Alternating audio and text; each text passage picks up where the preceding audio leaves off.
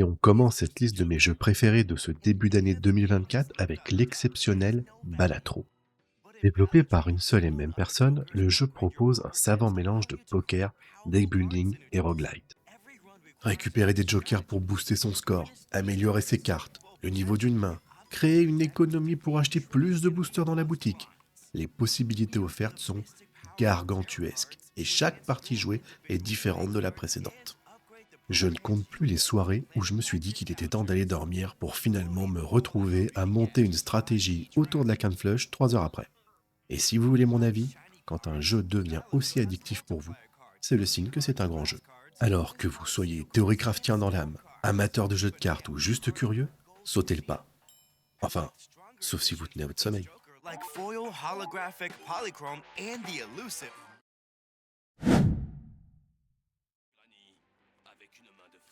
Dans la galaxie des jeux qui ont cartonné de manière complètement inattendue, Helldivers 2 fait figure de challenger très sérieux. Ce qui m'a plu instantanément, c'est le décalage entre le fun, voire l'absurdité de la mise en scène de la séquence d'introduction, et le niveau d'exigence du jeu clavier-souris en main. La difficulté est relevée, l'expérience de jeu intense. On n'a pas une minute à soi sans se faire agresser par toutes sortes d'ennemis, et la stratégie ainsi que la communication sont indispensables pour pouvoir sauver la République. Si l'on ajoute à cela les sensations jouissives de certaines armes, le visuel et la technique très soignée couplés à une bande-son punchy, on obtient, à mon sens, la meilleure expérience coop du moment, et ce, malgré quelques soucis techniques de serveurs récurrents. Au final, l'expérience de jeu unique m'a véritablement percuté, et j'ai hâte de voir les futurs contenus qu'Arrowhead Games vont nous livrer.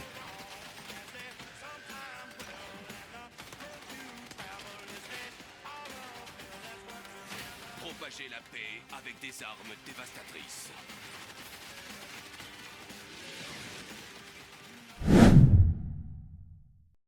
Je ne vais pas vous mentir, les jeux de survie ne sont pas des titres qui m'attirent particulièrement.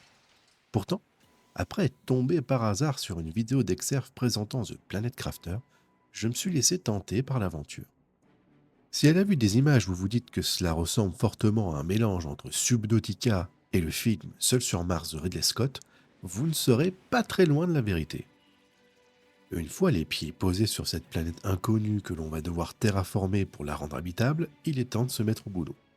On se balade, on récolte, on crafte pour remplir des jauges de terraformation qui nous permettent de débloquer de nouvelles améliorations. Jusque-là, rien d'extraordinaire pour ce type de jeu. Je prends plaisir à mettre en place et faire évoluer mon habitat. Le gameplay est fluide et je trouve presque un petit côté relaxant à effectuer toutes mes tâches. Là où le jeu a finalement piqué ma curiosité, c'est que les dites améliorations que nous avons débloquées auparavant vont aussi me permettre d'explorer de plus en plus en profondeur et de découvrir que la planète que je suis en train de coloniser cache de nombreux mystères.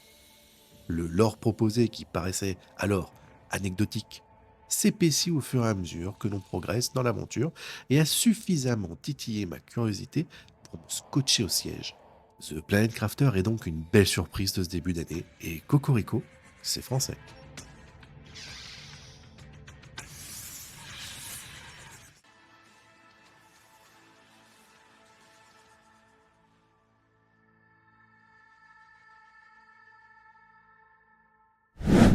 Mais Balatro, voici mon second coup de cœur de ce début d'année, et une fois encore, le label simple mais diablement profond est de mise. Avant même de vous expliquer pourquoi ce titre m'a particulièrement plu, je voudrais féliciter Capcom pour avoir l'audace de proposer un jeu original et atypique comme celui-ci. Ça fait du bien de voir que des grands studios sont encore capables de sortir des sentiers battus. Associer l'aspect stratégique du Tower Defense avec l'action RPG, l'enrobé d'une direction artistique qui mélange Okami et Onimusha, le tout sans presque aucun scénario, franchement, fallait oser. Et pourtant, l'alchimie entre la boucle de gameplay, les musiques envoûtantes, la direction artistique colorée et stylée marche du feu de Dieu. Ça m'a tout bonnement frappé en plein cœur. Alterner les phases de nettoyage des zones, d'action et de gestion des réparations des villages délivrés du mal apporte un rythme singulier à une expérience riche et maîtrisée. La difficulté monte crescendo et malgré une légère répétitivité, le jeu a su me mystifier jusqu'au bout du chemin de la belle Yoshiro.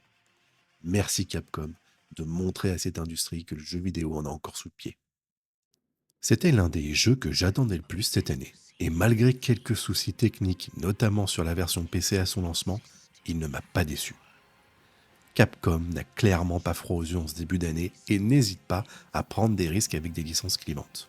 Oui, être capable de proposer un monde ouvert d'une telle richesse avec une expérience radicale qui va assurément laisser des joueurs sur le carreau, franchement, ça force le respect. Dragon's Dogma 2 m'a transporté dans un univers rude, intense, parfois injuste où il a fallu s'accrocher pour comprendre ce qui fait de lui un titre si spécial. On ne se lance pas dans une telle aventure pour acheter du terrain. Ça, on est bien d'accord. Griffon, dragon, gobelin, loup-garou ou encore géant de pierre, ne vous laissons pas le moindre répit.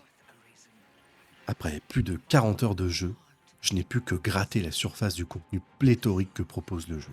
Et je compte bien encore souffrir de nombreuses heures pour explorer le moindre centimètre carré de cet open world absolument incroyable.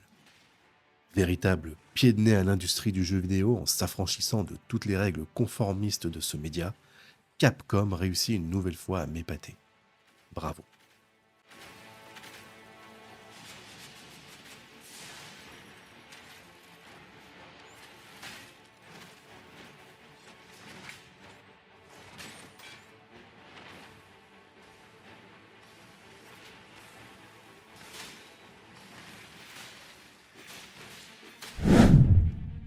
Et on termine donc cette liste avec Rise of the Ronin, que, pour être tout à fait franc, j'ai hésité à vous présenter tant il est à l'opposé des titres dont j'ai parlé auparavant. Ici, pas d'originalité ou surprise, on est sur un pot pourri qui prend ses influences à droite et à gauche, du déjà vu. On va donc retrouver tous les stigmates des productions Team Ninja de ces dernières années. C'est techniquement daté, le terrain de jeu est classique, la narration laborieuse et les différentes missions assez redondantes. Nonobstant tous ces défauts, le titre est également doté de qualités qui font qu'au moment de payer l'addition, on est tout de même satisfait de son repas. Le gameplay des combats est maîtrisé et jouissif, l'ambiance du Bakamatsu est très immersive, la bande-son colle parfaitement au thème, et la direction artistique, même si elle n'est pas renversante, est tout de même une belle réussite. Si, comme moi, vous aimez le Japon, les samouraïs et le gameplay Team Ninja, il y a de fortes chances que vous passiez un moment agréable avec ce Rise of the Ronin.